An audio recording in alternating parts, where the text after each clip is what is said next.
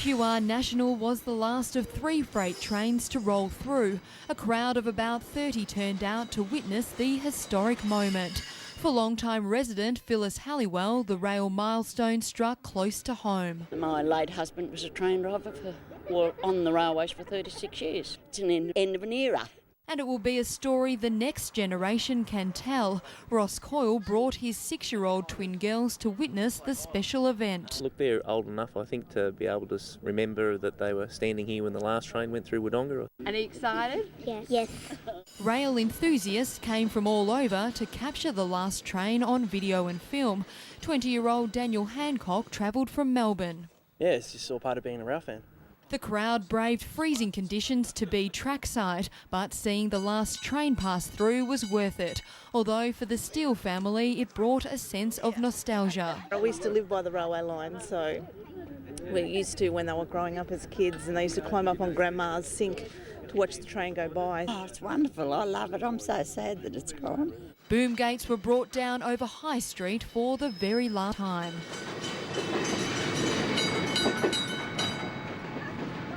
Oh, look, this is a special moment, there's no doubt about that, for the whole of the community of Wodonga. It's a privilege, and I'm quite humbled to be a part of the council that sees this happen. While this morning's last train marks the end of an era for Wodonga, it also marks the start of an exciting new chapter in the city's history, with a once-in-a-lifetime opportunity to reinvent the CBD and create a new town centre. Just what that will be, only time will tell. Crystal Kerr, Prime News. Thanks, Crystal. The first train to christen the new tracks was late by more than an hour. It's believed the train driver deliberately stayed longer at Albury as a protest to the state of the newly laid track. But the Rail Track Corporation said a short time ago they had no idea what the driver's motivation for the delay was. The first train to run on these tracks was a freight train from Wollongong. It made a slow entry here at the West Wodonga station at exactly 3:40. Much to the delight of a small contingent of well-wishers taking photos. The train didn't stop, it kept going to Melbourne and then on to Perth. The celebration for Wodonga and in fact the greater North East is just outstanding, and I think it's just an absolute wonderful, magnificent outcome for this city. The $180 million bypass is part of the North East Revitalisation Project, which will standardise the track between Albury and Seymour and sees the closure of 11 crossings in Wodonga. The Australian Rail Track Corporation has promised a faster ride for commuters. It will be quicker, it'll be safer, and also it'll allow the freight market to develop, which will be to the benefit of all of us as consumers of goods and services. It's unclear when passenger trains will run on the new track. The new station still needs to be fitted out for passengers. In the meantime, it's a bus journey.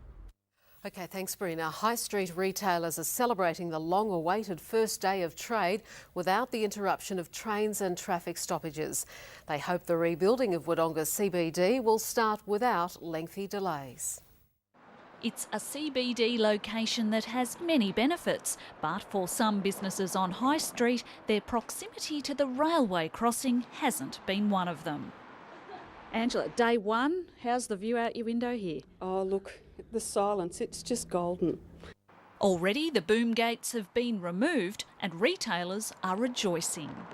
It's got to make a difference to the feel of the street, not having queues of traffic all the time and trains rumbling through and lights ringing. That's a good start in itself, and then hopefully the development that follows will push on and make this something that really changes the face of Wodonga. Yes, it'll just free up the centre, and the development of Wodonga will be amazing now.